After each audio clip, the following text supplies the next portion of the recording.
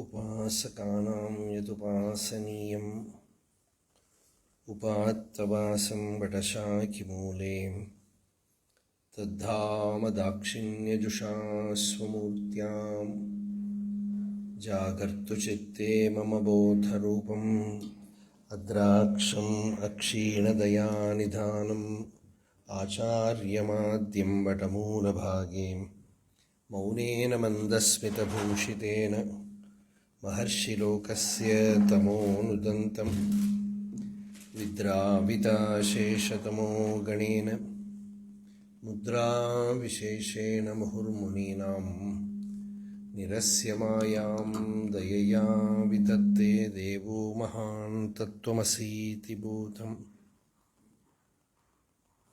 ममाद्यदेवो वटमूलवासी कृपाविशेषात्कृतसन्निधानः ओङ्काररूपाम् उपदिश्य विद्याम् आविद्यगध्वान्तम् अपाकरोतु श्रुतिस्मृतिपुराणानामालयं करुणालयं नमामि भगवत्पादशङ्करं लोकशङ्करम् अपार सच्चित्सुखवारिराशेः यस्योर्मिमात्रं भुवनं समस्तं गुहाहितं तं रमणं गभीरं चिन्ताविहीनं हृदि चिन्तयामि देहं मृण्मयवज्जडात्मकम् अहं बुद्धिर्न तस्यास्त्यतो नाहं तत्तदभावसुप्तिसमये सिद्धात्मसद्भावतः कोऽहं भावयुतः कुतो वरधिया दृष्ट्वात्मनिष्ठात्मनां सोऽहं स्फूर्तितया अरुणाचलशिवः पूर्णो विभाति स्वयं योऽन्तः प्रविश्य मम वाचम् इमां प्रसुप्तां सञ्जीवयत्य किल शक्तिधरस्वधाम्ना अन्यांश हस्तचरणश्रवणत्वगादीन् प्राणान् नमो भगवते पुरुषाय तुभ्यम्. ஸ்ரீதர் இங்கே உட்கார்ந்துருக்கிறதுனாலையும் தொடங்கிறதே உள்ள யோகீந்திராணாம் தொதங்கேஷ் இந்த யோக சூத்திரத்தை பார்த்தா அதுவே வருது. பகவானோட ரூபத்தை வர்ணனை பண்ணுறது தானே அது. ஆரம்பிக்கிறது அக்ரே பஷ்யாமி ஆரம்பிச்சு கடைசி ஸ்லோகம் தானே இது நாராயணியத்தில்.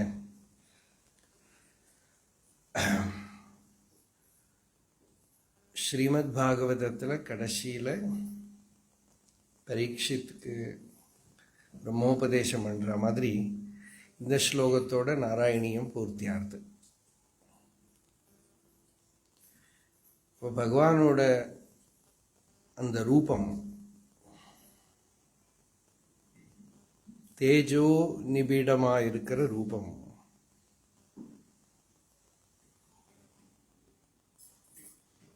அது சர்வ சாஸ்திரங்களையும் வேதார்த்தத்தையும் தன்கிட்ட சங்கிரகம் பண்ணிட்டு இருக்குன்னு புரிஞ்சுக்கணும்.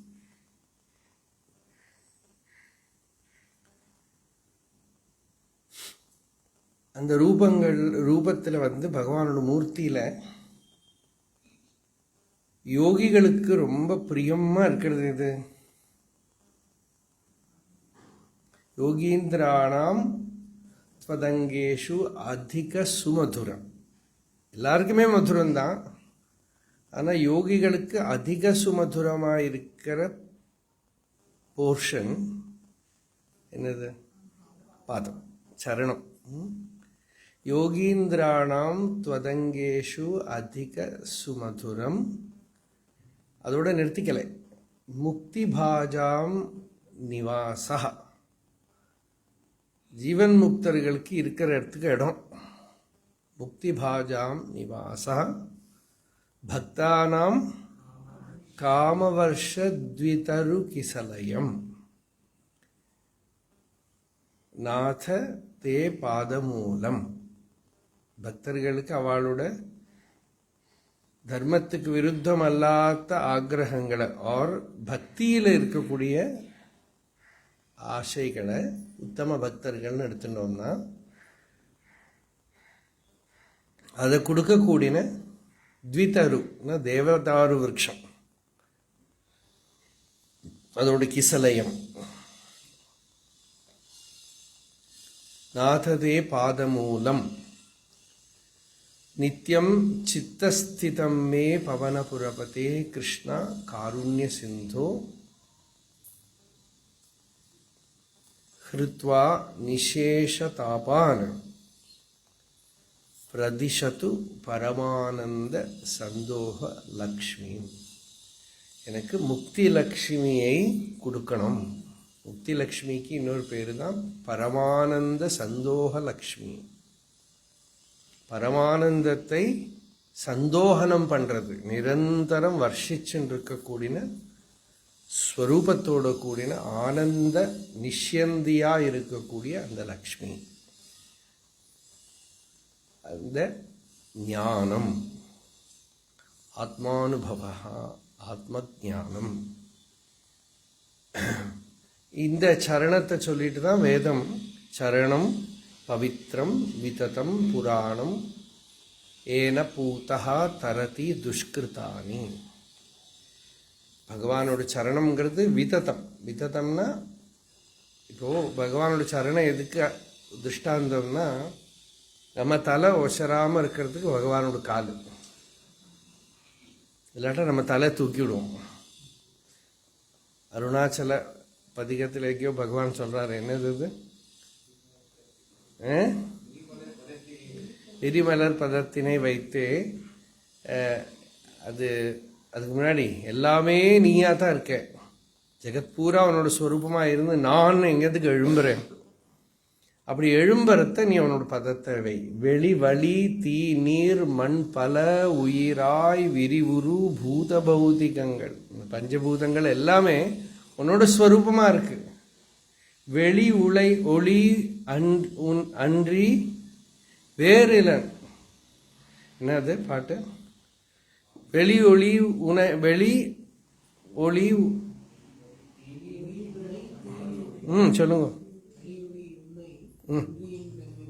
வேறு யான் யாருடன் விமலா. உன்னை தவிர நான் எங்க ஏதாவது ஒன்று செப்பரேட்டா ஒன்று இருக்கா? ஒன்றும் கிடையாது.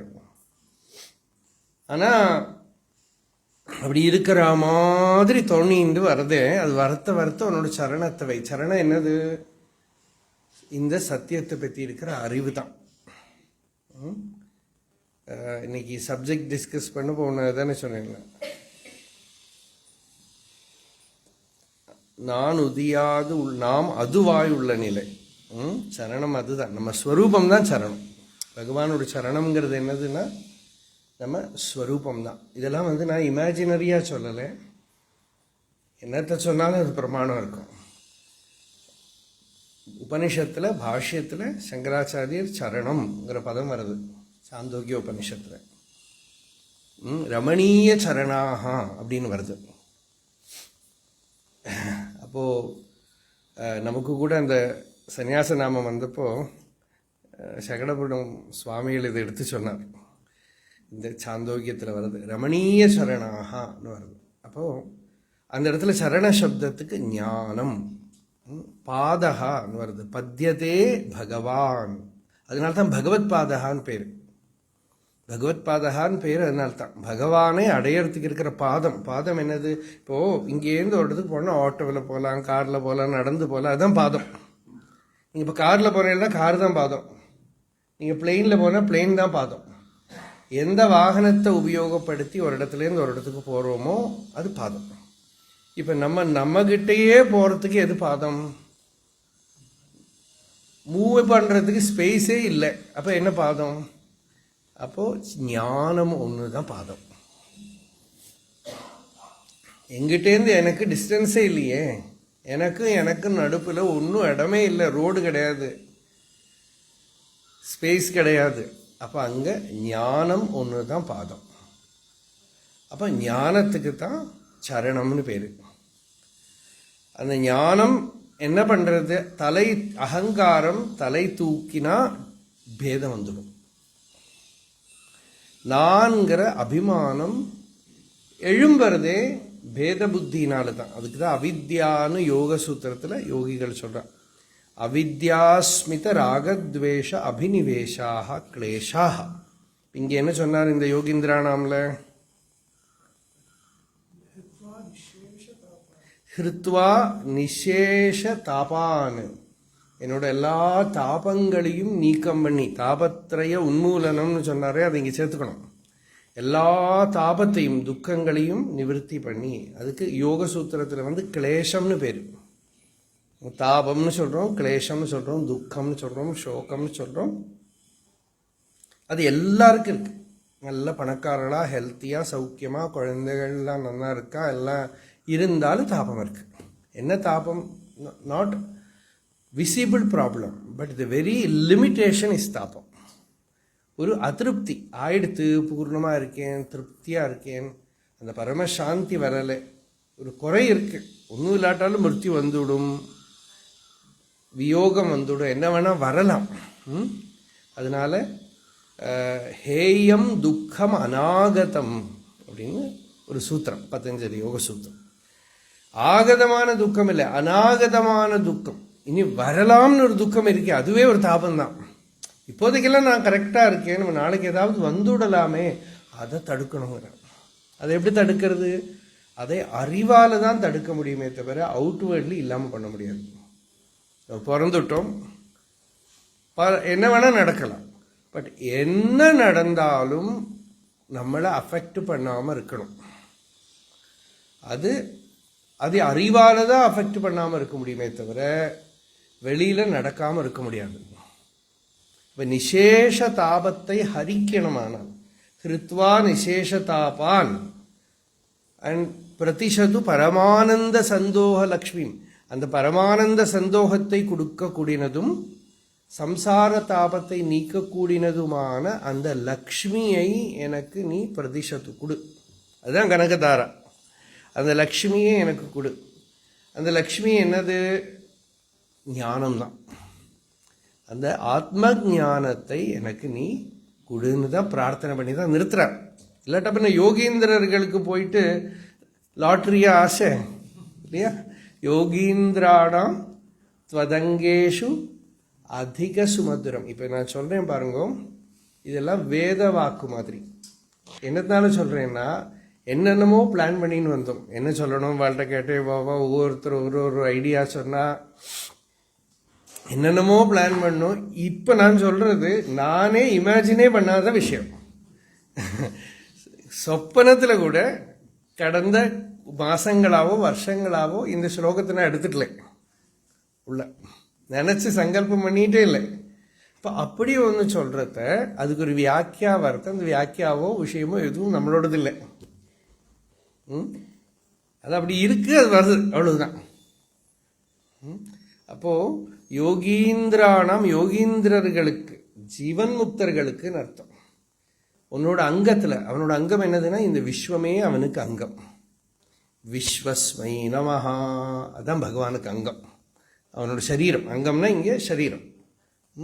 பகவானோட சரீரத்தில் விஸ்வத்தில் என்னெல்லாமோ இருக்கு. தர்ம அர்த்த காம மோக்ஷ 4 புருஷார்த்தங்களும் விஸ்வத்தில் இருக்கு. அப்படி இருக்கிற அந்த விஸ்வத்தில் யோகிகளுக்கு இஷ்டமா இருக்கிறது, யோகீந்திரர்களுக்கு இஷ்டமா இருக்கிறது இந்த உபனிஷத் பிரசித்தமான ஞானம் தான். ஞானம்தான் அவளுக்கு பிரசித்தமாக இருக்கு. அந்த உபனிஷத்துங்கிறது வேதத்தோட தலையில் இருக்கு. வேதம் தான் பகவான், அதோட அனுபூதி காலில் இருக்கு.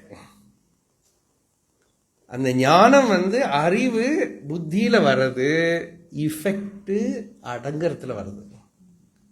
அடங்கிறது காலில் தான் அடங்க முடியும். அதனால் அறிஞ்சிக்கிறது இப்போ நமக்கு இன்னைக்கு இருக்கிற போல சௌகரியம் ஒன்றும் கிடையாது இல்லையா? கூகுளில் எடுத்தால் தெரிஞ்சுக்கலாம். சும்மா நம்ம சாட் ஜிபிடியில் அடித்தா உபனிஷத்து பிரம்மசூத்திரம் என்ன கேட்டாலும் சொல்லி கொடுத்துடும். ஆனால் அடங்க முடியாது. அப்போது அடங்கிறது it is becoming more and more difficult. ஏன்னா ஒரு குருகிட்ட போய் அவர் சொல்லித்தான் தெரிஞ்சுக்கணும்னு இருக்கிறத அடங்காமல் வழி இல்லை. இப்போ அதான் அந்த உபாயமும் போயிடுச்சு. ஏன்னா எது வேணும்னா அதுக்கிட்ட கேட்டால் சொல்லி தந்து நம்மளை பெரிய வித்வானா பண்ணி விட்டுடும். அப்போது அடங்க முடியாது. அப்போ அடங்கிறதுக்கு ஒரு சந்நிதி வேண்டியிருக்கு. அந்த சந்நிதி தான் அதிக சுமதுரம். எந்த சந்நிதி நமக்கு அடக்கத்தை கொடுக்குமோ, எந்த சந்நிதியில் நம்ம எஃபர்ட்லெஸ்ஸாக அப்படியே அடங்கி விடுவோம், அதுதானே நம்ம இங்கே. இல்லாட்டா நம்ம எதுக்கு இப்போ இங்கேருந்து கஷ்டப்பட்டு குருவாயூருக்கு போனோம் இல்லையா? ஒன்றும் தேவையில்லையே. இங்கேருந்து அருணாச்சலத்துக்கு எதுக்கு போகணும்? அண்ணாமலை போனாலே பகவான் என்ன சொன்னார்? அகங்காரத்தை சாப்பிட்டுடும். எதுக்கு போகணும்?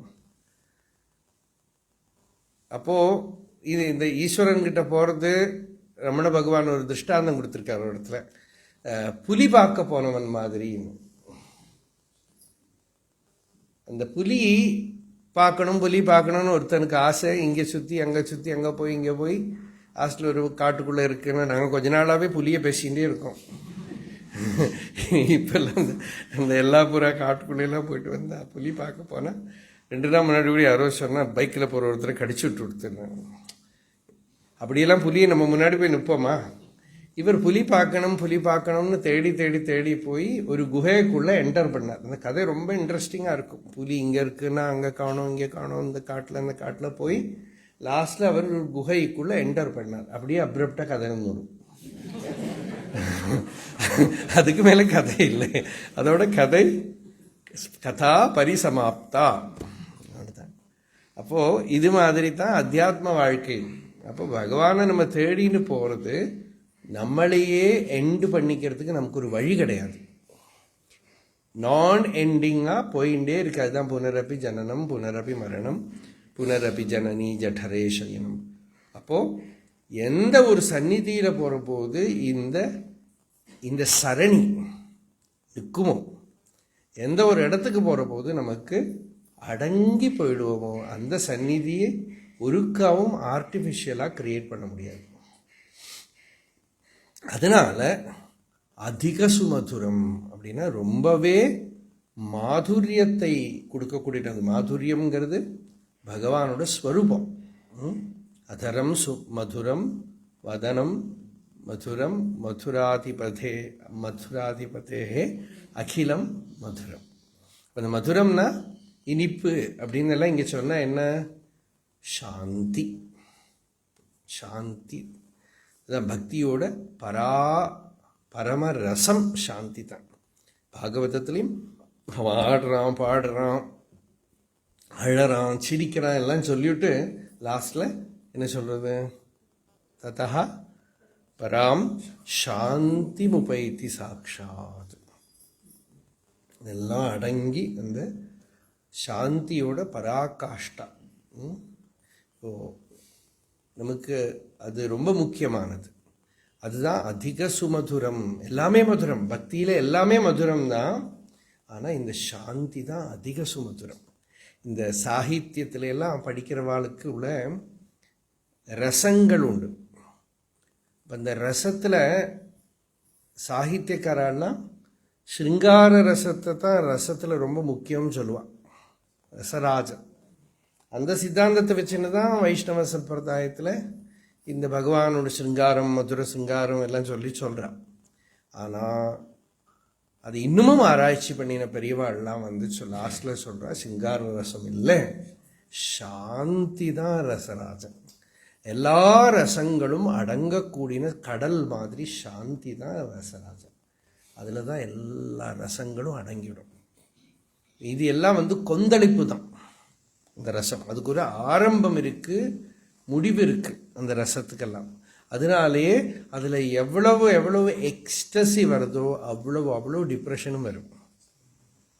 எவ்வளவு அதில் இமோஷனல் அப்சர்ஜ் வருதோ அவ்வளோ அது கீழே போகும். அப்போது இதில் தெரியாதவா இல்லை. இந்த சில வைஷ்ணவ சம்பிரதாயங்கள்லாம் விருந்தாவனத்துல எல்லாம் அவள் நிறைய எழுதியிருக்கா. அவளோடான சித்தாந்தங்கள்லாம் உண்டு. அதில் அவன் என்ன சொல்லுவான்னா, சாந்தி பேசிக் ரசம் பாவான், அதிஷ்டானம் அதுக்கு மேலே தான் இந்த ரசத்தை எல்லாம் கொண்டு வரும். அப்போ என்னன்னா, இந்த பூனை வந்து எத்தனை உசரத்துலேருந்து விழுந்தாலும் 4 காலில் நிற்குங்கிற மாதிரி இதுக்குள்ளெல்லாம் போயிட்டு இந்த சாந்திங்கிற ரசத்தில் நிற்குங்கிறது சித்தாந்தம். But that is not that easy. அப்போது அந்த சாந்திங்கிறது தான் இந்த மாதுரியம்ங்கிறது. அதிக சுமதுரம், எல்லாத்தையும் விட மதுரம். ஆனால் அது நல்ல வேனலில் நடந்து தண்ணி கிடைக்காம ரொம்ப கஷ்டப்பட்டதுக்கப்புறம் ஒரு டம்ளர் தண்ணி கிடைச்சா தான் அந்த தண்ணியோட டேஸ்ட்டு தெரியும். அது மாதிரி நிறைய தாபங்களை அனுபவித்து கஷ்டப்பட்டு அப்புறம் அந்த சாந்திங்கிற தீர்த்தத்தை குடிக்கிறது தான் அந்த சாந்திங்கிற தீர்த்தத்தோட சீதளத்தன்மை, அதோட குளிர்ச்சி.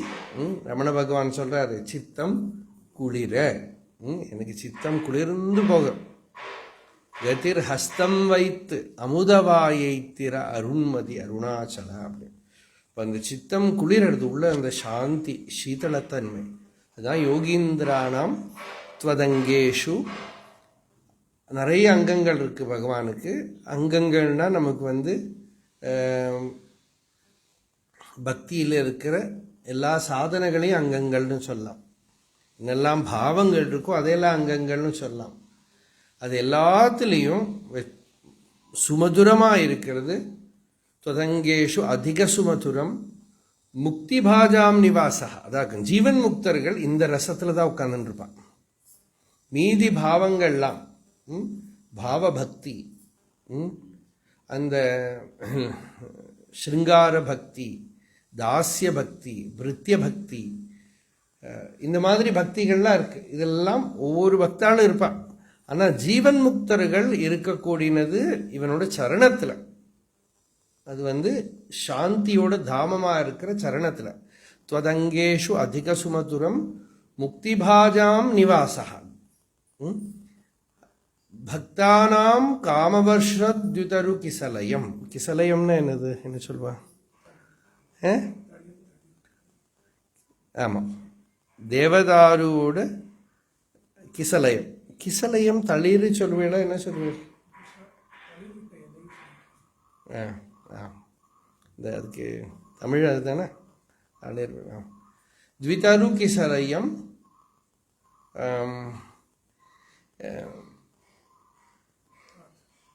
என்ன சொன்னோம் இப்போ? முக்தி பாஜாம் பக்தானாம் காமவர்ஷ த்விதரு கிசலயம். அப்போ பகவானோட சரணம் இன்னும் சந்நிதின்னும், அந்த சந்நிதியில் தான் சாந்தி வருது. சத்சங்கம், சத்சங்கத்தில் தான் சாந்தி வருது. அங்கே தான் நம்ம சந்தேகங்கள்லாம் நிவர்த்தி ஆகிறது. பெரிய காமவர்ஷத்யுதரு கிசலயம் அப்படின்னாக்கா பக்தனோட காமம் என்னது? பகவானை பிராபிக்கணுங்கிறது. பகவத் பிராப்தி தான் அவனோட பெரிய காமனை, விரகதாபம். அந்த விரகதாபத்தை சமனம் பண்ணக்கூடின அந்த அறிவோடு தளிரிடக்கூடின இடம் சத்சங்கம் தான். அந்த அறிவு தளிரிடக்கூடின இடம் அது சத்சங்கம் தான். சத்சங்கத்தில் தான் இவனுக்கு ஃபஸ்ட்டு அது ஸ்ரவணம் வருது. வார்த்தாம் சகே கீர்த்தய தீர்த்த கீர்த்தேகே. இந்த வார்த்தா, ஆத்மான்னு ஒன்று இருக்குது, நீ சரீரம் இல்லை. ஃபர்ஸ்ட் ஆல் இந்த சரீரத்துக்குள்ளே ஏதோ ஆத்மான்னு ஒன்று இருக்குது, அப்படி ஒரு இன்ஃபர்மேஷன், ஒரு நியூஸ். அப்புறம் சரீரத்துக்குள்ளே இங்கே இருக்கா அங்கே இருக்கா அப்படின்னு அதுவே ஒரு சுகம் அவனுக்கு. அப்புறம் அது அந்த ஆத்மாங்கிறது சரீரம் இல்லை. அப்புறம் அந்த ஆத்மாவோட ஸ்வரூபம் என்ன, ஆத்மாவை தியானம் பண்ண பார்க்குறான். இதெல்லாம் தளிரிடுறது சத் சங்கத்தில். அப்புறம் அது என்னோட ஸ்வரூபம் அப்படின்னா நான்கிறது என்ன, இப்படியெல்லாம் விசாரம் பண்ண வைக்கிறது எல்லாமே அந்த பாதமூலம்தான். அந்த பாதமூலம், அந்த பகவானோட சரணம், ஞானம் நித்தியம் சித்தஸ்திதம் மே. நிரந்தரம் என்னோட ஹிருதயத்தில் உன்னோட சரணம் இருக்கட்டும், உன்னோட சந்நிதி இருக்கட்டும். அந்த சந்நிதி இருந்ததானால் லக்ஷணம் என்னதுன்னா நிர்விச்சாரமாக இருப்போம். ஆர்டிஃபிஷியலாக நிர்விச்சாரமாகிறது வேற, நேச்சுரலாக நிர்விச்சாரமாகிறது எப்போ? நம்மளுக்கு இப்போ ஒரு குழந்தை அம்மா அப்பா கூட பிறந்தா அதுக்கு சிந்தையே கிடையாது. அம்மா அப்பா பிடிச்சிட்டு இருக்காங்கன்னா அந்த குழந்தை பாட்டு ஃப்ரீயாக சுற்றின்னு இருக்கும். தனியாக ஒரு இடத்துல மாட்டின்னா டென்ஷன் வந்துடும். அப்போது அம்மா அப்பா கூட இருக்கிறது அது நிர்விச்சாரமாக இருக்கிற மாதிரி இந்த சரணத்தை ஆசிரியிக்கிறத நிர்விச்சாரம். நம்ம தாட் ஒன்றும் வேலை, நமக்கே வஸ்துக்கள் எல்லாம் இருக்க வேண்டிய இடத்துல இருந்து தானே நிர்விச்சாரமாக இருக்கும் இல்லையா? நம்ம ப்ராக்டிக்கல் இது. இருக்க வேண்டிய இடத்துல எல்லாத்தையும் வச்சுட்டோம் வச்சுங்கோ, எல்லோரும் அதுதான் நினைக்கிறோம். எல்லாம் காரியத்தெல்லாம் சரி பண்ணிக்கணும், உள்ளெல்லாம் நல்லா செட்டில் ஆகிடணும், வாழ்க்கையில் செட்டில் ஆகிடணும். அப்புறம் தாட், அப்புறம் பாகவதம் படிச்சுட்டு நாராயணியம் படிச்சுட்டு இருக்கிறோம். இதுதான் நம்மளோட காமன் சென்ஸ். நம்ம காமன் சென்ஸ் என்ன சொல்கிறது, எல்லாத்தையும் put it in the right place so that I can be relieved. ஆனால் அதில் ப்ராப்ளம் என்னென்னா அது அப்படி நடக்காதுங்கிறது தான் ப்ராப்ளம். நம்ம உட்கார வைக்கிற இடத்துல அது உட்காராது. நம்ம எங்கே உட்காரப்படாதுன்னு நினைக்கிறோமோ அந்த இடத்துல போய் உட்காரும். ஏன்னா அதெல்லாம் ஃப்ரீ. நம்ம நினச்சிக்கிறோம் அதாவது இடத்துல இருக்கணும்னு நினச்சிக்கிறோம். அது தீர்மானம் பண்ணியிருக்கு, அதோட இடம் வேற என்ன. அப்போ நியாசம்னு சொல்கிறோம். நியாசம்னா என்னதுன்னா ரெண்டு அர்த்தம். அதில் ஒரு அர்த்தம் என்னதுன்னா இதுதான், putting it in the right place is நியாசம், நிக்ஷேபம். ஆனால் சங்கராச்சாரியர் என்ன சொல்கிறாருன்னா ந நிக்ஷேபார்த்தா,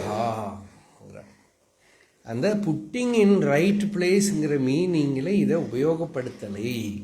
பின்ன என்ன அர்த்தத்தில் உபயோகப்படுத்துகிற, தியாகார்த்தா அப்படிங்கிறது. பிகமிங் அன்கன்சர்ன்டு, உதாசீனம், தியாகம், அதுதான் putting in right place is also a right meaning as far as possible. அதனால் அதை ஒரே அடியை விட்டுவிடப்படாது. As far as possible, putting everything in right place so that you need not think. அதுதான் கர்ம யோகம், பிரவருத்தி மார்க்கம் எல்லாம் அதுதான். We are trying to put things in the right place. அப்புறம் லாஸ்டில் தெரியும் சிலது உட்காராது. அந்த இடத்துல தியாகம் தான் இவனை ஃப்ரீ பண்ணும். அப்போவும் எப்படி ஆனாலும் ஒன்றில் ரைட் பிளேஸில் உட்கார வச்சுட்டு நான் நிம்மதியாக இருக்கணும், இல்லாட்டா தியஜிச்சுட்டு நான் நிம்மதியாக இருக்கணும். அப்போ தியாகார்த்தம் தான் இது. எப்படியோ அதோட லட்சணம் என்னதுன்னா நிர்விச்சாரம் அப்படின்னு சொன்னோம். சித்தவிருத்திகள் டிஸ்டர்ப் பண்ணாமல் இருக்கிறது. சித்தவிருத்தி ஏன் வர்றது, சர்க்கம்ஃபரன்ஸில் ஏதோ ப்ராப்ளம் இருந்தால் சென்டரில் தாட் வரும். சர்க்கம்ஃபரன்ஸ் கரெக்டாக இருந்தால் சென்டரில் ரிலாக்ஸ்டாக உட்காரும். எல்லாம் ஒரு கன்ஃபார்ம்டாக இருந்ததுன்னா சிந்தை இல்லாமல் இருப்பான். அதுக்கு ஒரு மகாசக்தி இருக்குது, பகவான் இருக்கார், அவர் எல்லாம் பண்ணிட்டு இருக்கார் அப்படின்னு தெரிஞ்சுண்டா சரணாகதி பண்ணிவிட்டானா அவனோட பொறுப்பு. உன்னிஷ்டம் என்னிஷ்டம் அப்படின்னார் பகவான், ரமண பகவான். உன்னோட இஷ்டம் தான், என்னோட ஒன்றும் கிடையாது. நீ என்ன பண்ணுறியோ அதுதான், நீ எப்படி நடத்துகிறையோ அதுதான். உன் கையில் நான் வெறும் யந்திரம், நீ யந்திரி. உன்னோட கிட்ட தான் நான் இருக்கேன். நீ என்ன பண்ணுறியோ சரி. நீ எனக்கு துக்கம் கொடுத்தாலும் சரி, சுகம் கொடுத்தாலும் சரி, கஷ்டம் கொடுத்தாலும் சரி.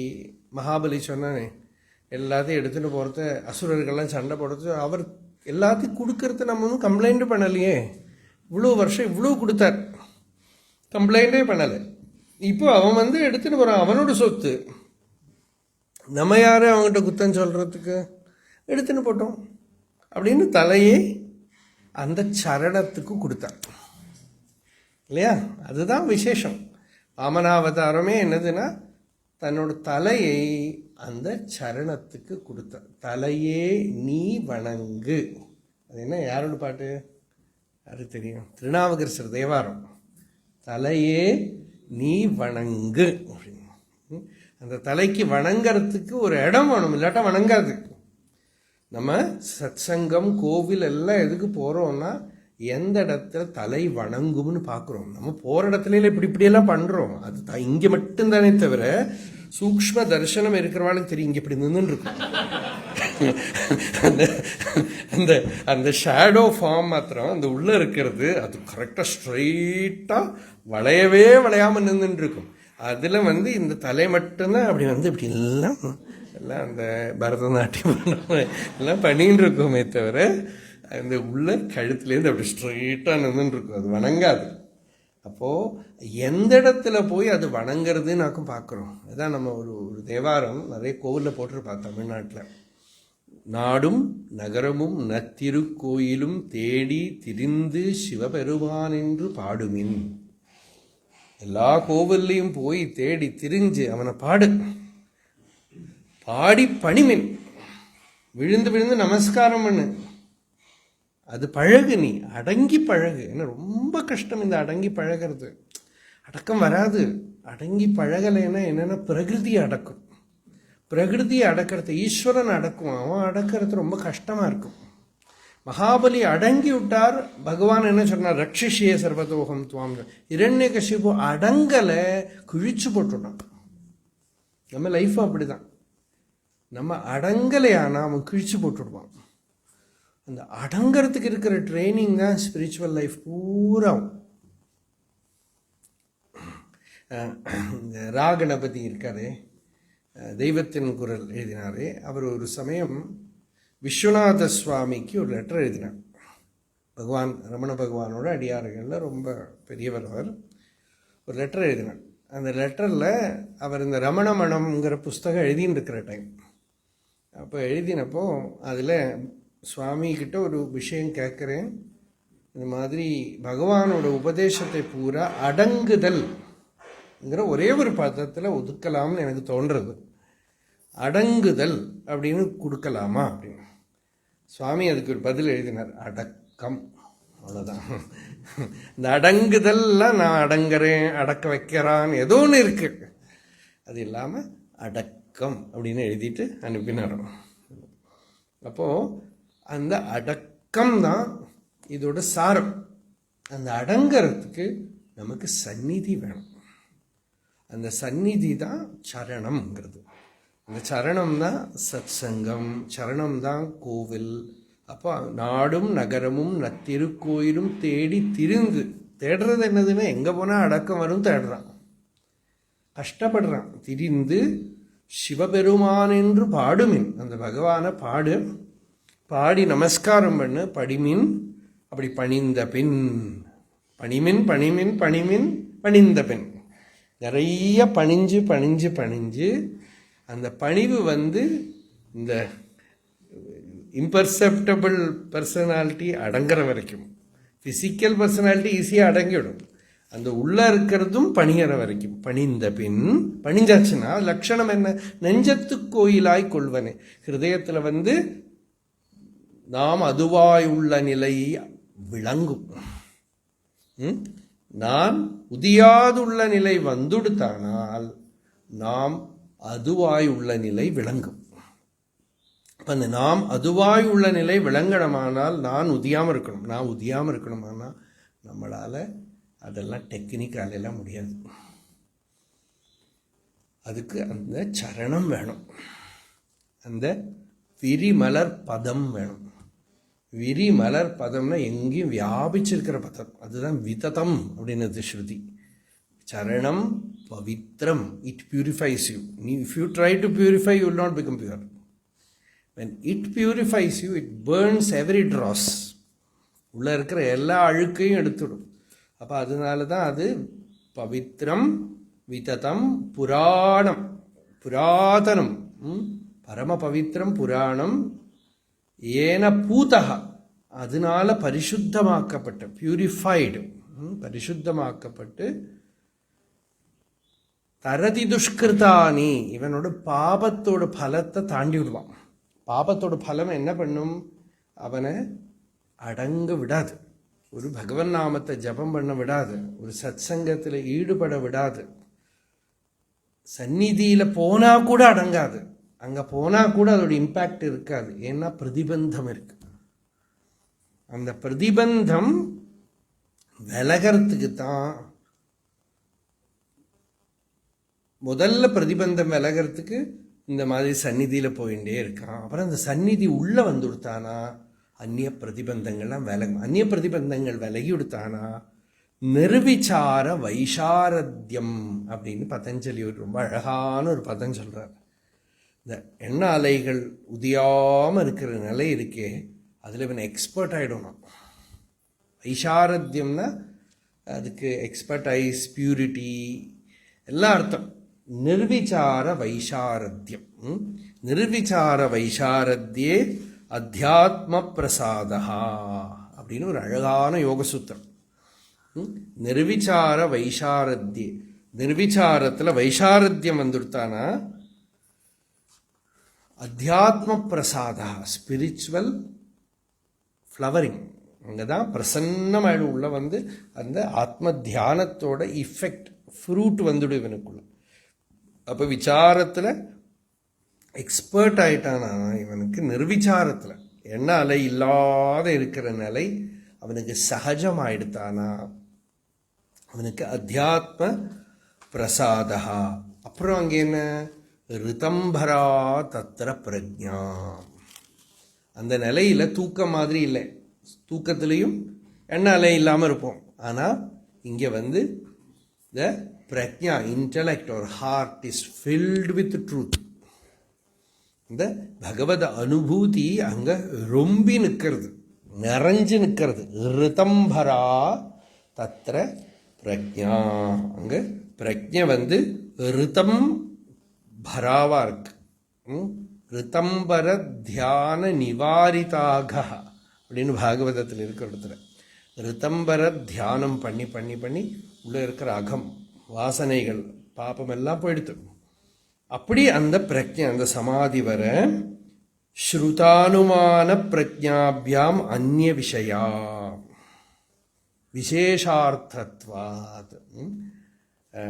நமக்கு நன்னா தெரியும், நன்னா படித்து யார்கிட்ட எல்லாமோ படித்து இல்லாட்டா அவன் நல்ல இன்ஃபரன்ஸ் யூஸ் பண்ணி இன்டலெக்சுவல் பவர்னால எல்லாம் தெரிஞ்சுக்கிறது வேறே, இந்த அனுபூதியிலேருந்து வரக்கூடியது வேற. அது பார்த்தாலே தெரியும். அது பார்த்தாலே நமக்கு தெரியும் அது எங்கேருந்து வர்றது. மெமரியிலேருந்து வரதா, படித்தத்துலேருந்து வரதா, இல்லை அனுமானத்திலேருந்து வரதா, அதெல்லாம் இருக்கலாம்.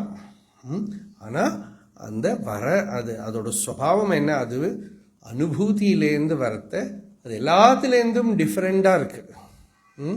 ஸ்ருத அனுமான, ஸ்ருதம்னா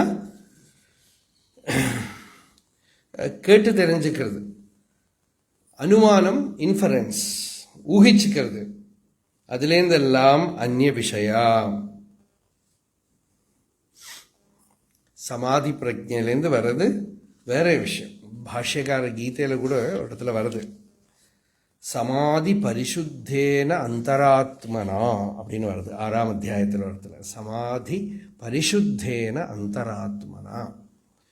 அப்போ அங்கே வந்து அந்த நான் உதியாதுள்ள நிலையை அப்படி பிரகாசிக்கிறது. ரியலைசேஷன் இஸ் ரிலீஜியன் அப்படின்னு விவேகானந்தரோட ஒரு வார்த்தை உண்டு.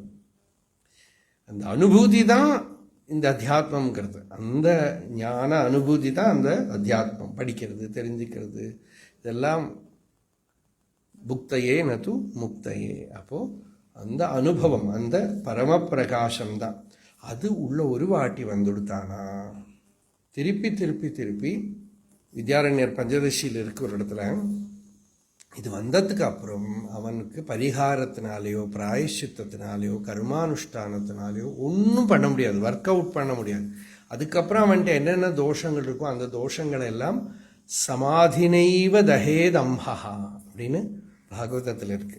சமாதினாலேயே இவனோட அந்த பிரதிபந்தங்களை எல்லாம் நீக்கம் பண்ணணும். வேற ஒரு உபாயத்தையும் ஆச்சரிக்கப்படாது. அது കഴിഞ്ഞ് நான் பூஜை பண்ணிட்டு நீக்கம் பண்ணுறேன், இது பண்ணிட்டு நீக்கம் பண்ண, சமாதினைவ வேற ஒன்றே ஆசிரிக்கிறதில்லை.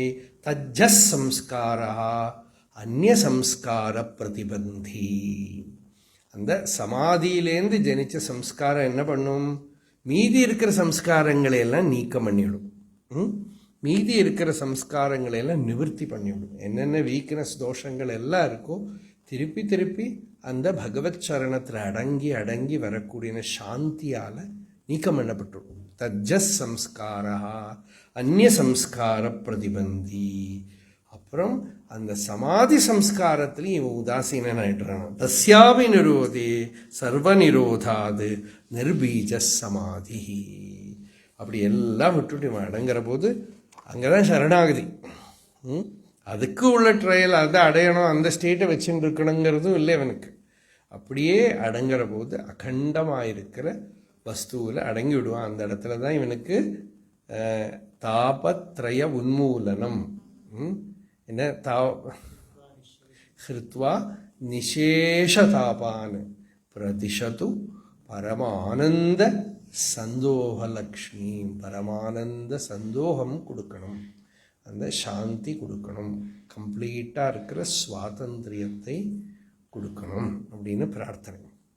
அப்போது யோகீந்திராணாம் த்வதங்கேஷு அதிக சுமதுரம் முக்திபாஜாம் நிவாசா பக்தானாம் காமவர்ஷத்யுதருகிசலயம் நாத தே பாதமூலம் நித்யம் சித்தஸ்திதம் மே பவனபுரபதே கிருஷ்ணா காருண்ய சிந்தோ ஹிருத்வா நிசேஷதாபான் பிரதிஷது பரமானந்த சந்தோகலக்ஷ்மீம். அவ்வளோதான். யதோ மமாத்மா பவசி த்வமேவ ததோ ந வாச்யம் மம கிஞ்சிதஸ்தி யதா தவேஷ்டம் குரு மாம் ததைவ த்வாமாத்மநாதம் ரமணம்